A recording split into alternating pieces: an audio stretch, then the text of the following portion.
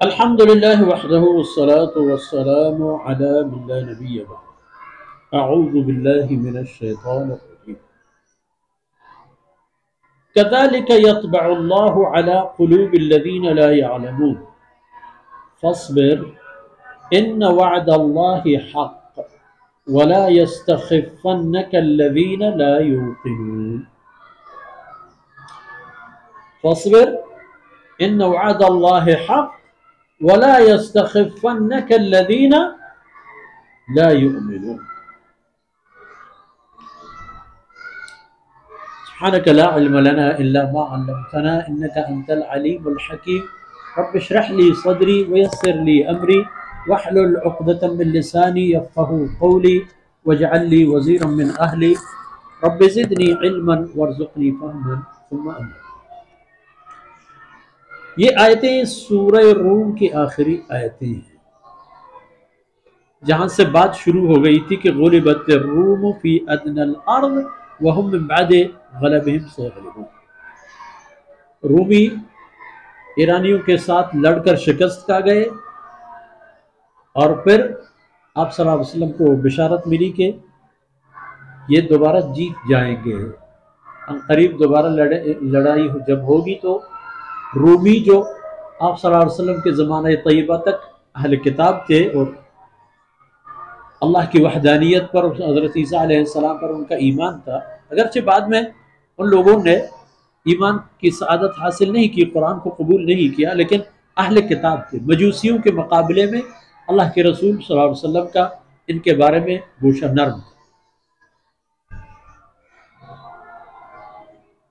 وہ اب پہلی آیتیں اور آخری آیتیں یہ جو انشاءاللہ ابھی آپ کی خدمت میں تلاوت کی جائیں گی. تو آپ نے دیکھا کہ لوگ ان تمام رہنمائیوں اور ہدایتوں کے باوجود جہنمی بنیں گے،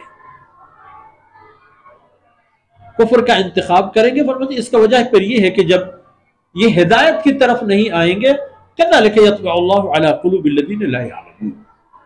جن لوگوں نے قیامت اور اس کی اہمیت کو جاننے کی کوشش نہیں کی اور اسی جہالت میں وہ چلے گئے، جاہل ہوتے چلے گئے، تو اللہ فرماتے ہیں ان کی تمام صلاحیتوں پر مہر لگ گیا اور انہوں نے پھر اس طرف رخ کرنا ہی چھوڑ دی. پھر انہوں نے اللہ کی وحدانیت پر فکر کرنا، اللہ کے رسول کی طرف ایمان لانا، قرآن قبول کرنا، ان سب باتیں انہوں نے اپنی زندگی کے پروگراموں سے نکال دی. دوست کے ہونے کے بجائے دشمن کرنا. آپ کو کیا کرنا ہے؟ فصبر، آپ پھر ڈٹے رہیں اور جمے رہیں اس عقیدے پر اور اس ایمان پر جس پر آپ ہیں. آپ ان کی ان نحوستوں کو دیکھ کر اپنا رستہ تبدیل نہیں کریں، اسی رستے پر چلا کریں، اسی بات کو اپناتے رہیں. اور یاد رکھیے کہ ان وعد اللہ حق، اللہ نے آپ کے ساتھ جو بھی وعدہ کیا ہے نا، اللہ کے وعدہ حق ہے اور ہو کر رہے گا.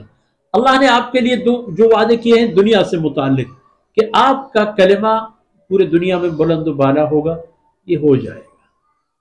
آپ کے دشمن شکست کھائیں گے، یہ بھی ہو جائے گا. آخرت قائم ہوگی، یہ بھی ہو جائے گا. حساب و کتاب ہوگا، یہ بھی ہو کر رہے گا. اللہ کی تمام وعدے ہر امور ہر مسئلے میں سچے پکے اور حقیقت ہیں.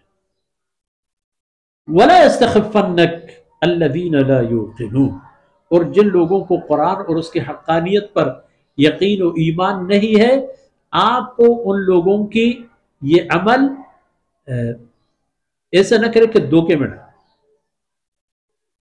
حضرت صلی اللہ علیہ وسلم کو فرمانے کا معنی امت کی طرف رخ ہے کہ امت محمدیہ کہیں ان کی اپنے باطل پر ڈٹے اور جمے رہنے کو دیکھ کر آپ کہیں اس غلط فہمی کا شکار نہ ہو جائیں کہ یہ سچے ہیں، یہ حقیقت ہے، یہ مخلص ہیں، اور اگر مخلص نہ ہوتے تو ان کا یہ حال و عالم نہ ہوتا.